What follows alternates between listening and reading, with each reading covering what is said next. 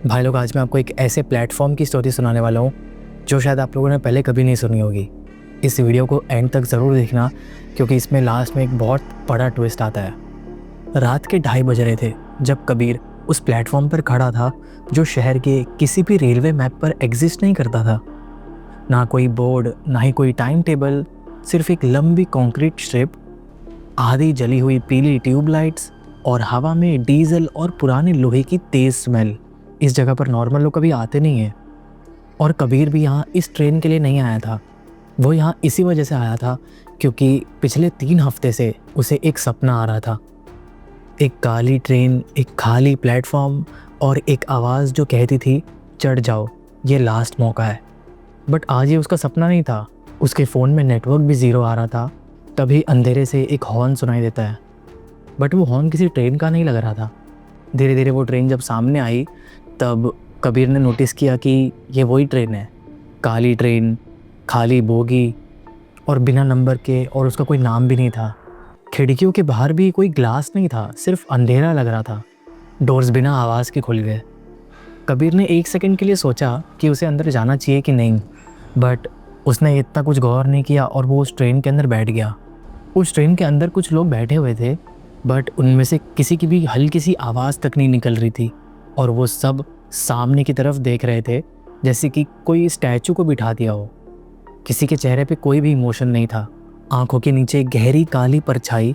और कबीर ने अपने पास बैठे एक आदमी से पूछा, ये ट्रेन कहाँ पर जा रही है? आदमी ने धीरे से देखा और बोला, जहाँ से लोग वापस नहीं आते। जैसे ही कबीर ने ये सेंटेंस सुना, उसको बहुत ज़्यादा टेंशन होने लग गया कि ये ऐसा क्यों बोल रहा है भाई। मगर जैसे ही वो सोच रहा था वो उस ट्रेन से उतर जाए, वो ट्रेन वैसे ही चल पड़ी। जैसे ही स्पीड बढ़ी, खिड़की के बाहर का शहर धीरे धीरे गायब हो रहा था। बिल्डिंग्स डिसॉल्व हो रही थी। बाहर सिर्फ एक लंबा टनल था जिसमें इमरजेंसी लाइट्स ब्लिंक कर रही थी। हर ब्लिंक के साथ कबीर की यादें धीरे धीरे फेड आउट हो रही थी, और उसे ऐसा लग रहा था कि कोई तो ऐसी चीज़ है जो मेरी यादें मुझसे और मेरे दिमाग से दूर कर रही है। उसको अपना घर भी याद नहीं आ रहा था, और यहाँ तक कि उसको अपनी खुद की एज भी नहीं पता थी उस समय तक। मगर उसके दिमाग में सिर्फ एक गिल्ट रह गया था कि वो अपने छोटे भाई को छोड़कर आ गया है। तब बिना किसी स्पीकर के एक आवाज़ सीधा दिमाग में गूंजी, next stop unfinished lives. Train रुक गई, डोर्स खुले। बाहर कोई रोशनी नहीं थी, सिर्फ खाली अंधेरा और दूर से आती एक हल्की सी रोने की आवाज़। उन्हीं पैसेंजर्स में से एक पैसेंजर उठता है और बिना मुड़े वो उस ट्रेन से बाहर निकल जाता है। जैसे ही उस पैसेंजर ने उस सीट को खाली किया, उस सीट से बहुत तेज़ी में पानी टपकने लगा, जैसे कोई चीज़ पिघल रही हो। ये सब देखकर कबीर बहुत ज़्यादा घबरा रहा था और उसका गला बिल्कुल सूख चुका था। मगर सीट पर उस आदमी का रिफ्लेक्शन अभी भी वहीं बैठा हुआ था। उसकी आंखें सीधी कबीर पर। असली आदमी जा चुका था, पर उसका रिफ्लेक्शन वहीं था। कबीर ने इमरजेंसी चेन ढूंढी। वहाँ सिर्फ एक मेटल प्लेट थी जिसमें लिखा था, इमरजेंसी सिर्फ ज़िंदा लोगों के लिए होती है। ये पढ़ने के बाद उसकी सांसें और ज़्यादा तेज़ हो गई। उसी समय उसके सामने एक बूढ़ा आदमी बैठा हुआ था।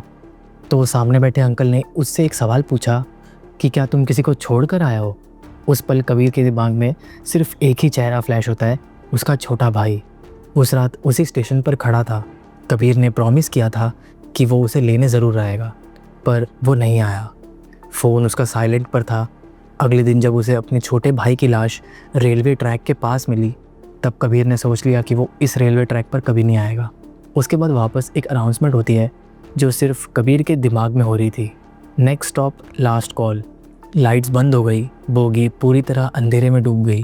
कबीर को लगा वो अकेला है, पर तभी किसी ने अपना ठंडा हाथ उसके गर्दन के पास रखा और उसने बोला, क्या तुम्हें उतरना है कबीर? कबीर ने डर के मारे आंखें बंद कर ली थी।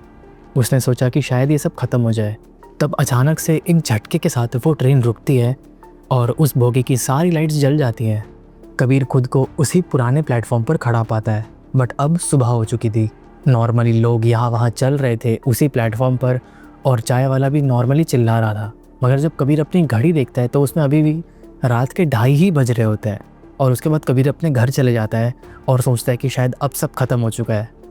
पर जब वो शीशे के सामने खड़ा था, उसकी सांस उसी समय रुक गई, क्योंकि उसके पीछे रिफ्लेक्शन में वो खुद खड़ा नहीं था। रिफ्लेक्शन में एक काली ट्रेन की खिड़की थी, और उस खिड़की के अंदर एक और कबीर बैठा हुआ था। बिल्कुल चुप, बिना पलक झपकाए। थोड़े टाइम बाद उस रिफ्लेक्शन से आवाज़ आती है और उसमें जो कबीर बैठा हुआ था वो बोलता है कि अगली रात में हम फिर मिलेंगे।